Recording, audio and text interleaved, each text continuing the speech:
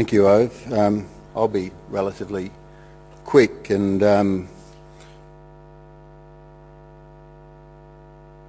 Virginia Chadwick, it's just over 12 months. In fact, it's just gone 12 months since Virginia passed away. And there's a wonderful testimonial in the Centre's annual report that was in your package of material, so I'll leave you to read that and not go over it. But what I did want to do today was talk a little bit about the foundation that's been set up to carry on Virginia's work, and what we're aspiring to do with that foundation. Virginia was a person who occupied that difficult and complex space between the science, the management and the politics. And she moved fairly easily between those areas. And this morning we heard some really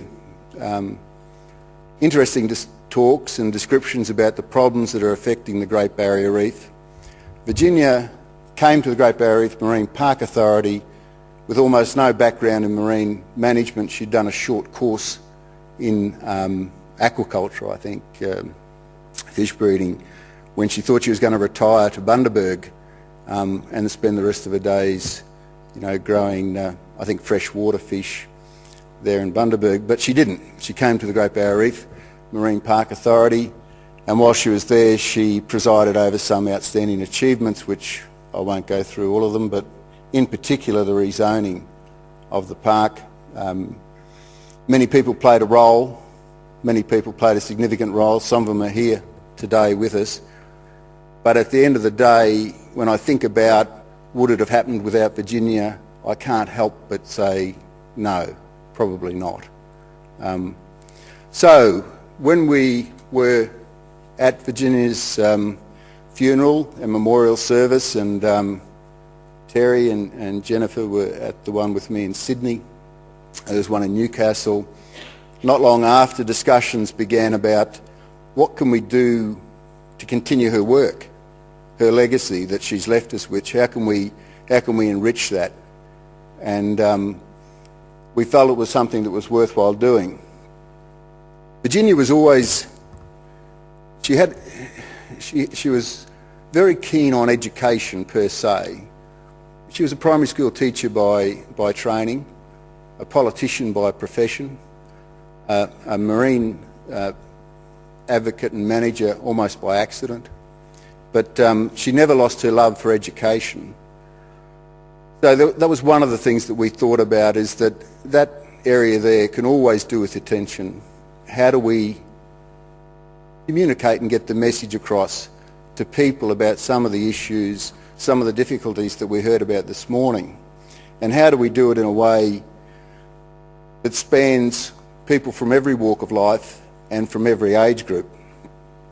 Another area that Virginia was very passionate about was Indigenous engagement, and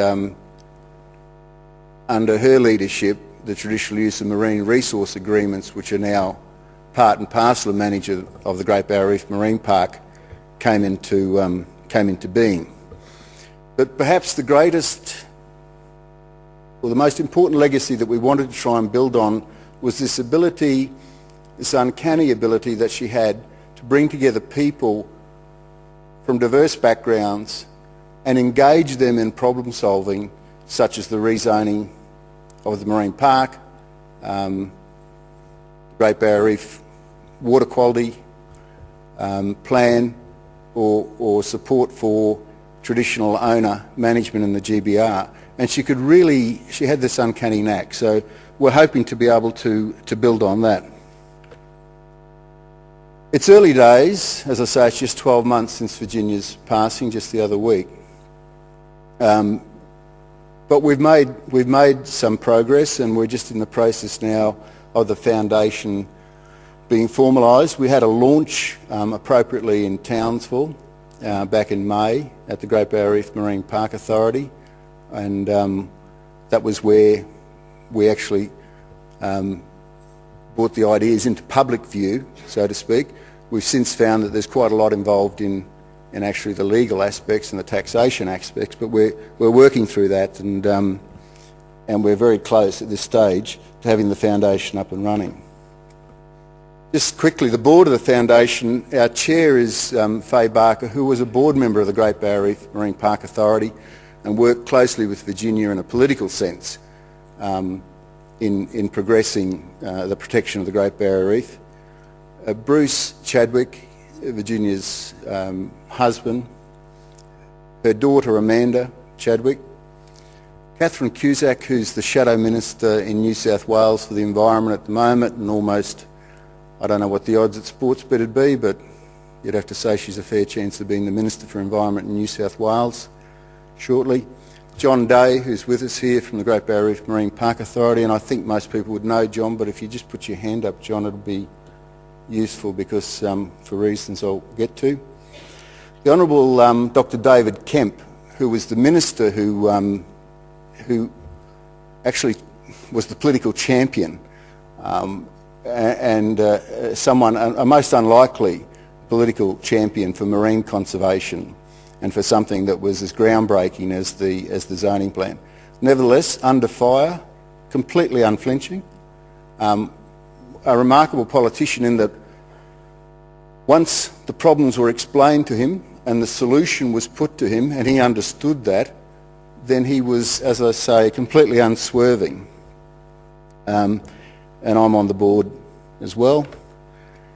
It's an independent not-for-profit organisation. It's not formally affiliated with the Great Barrier Reef Marine Park Authority or any other foundation or organisation. But in continuing Virginia's ways and tradition, partnerships will be a big part of how we go about our business into the future.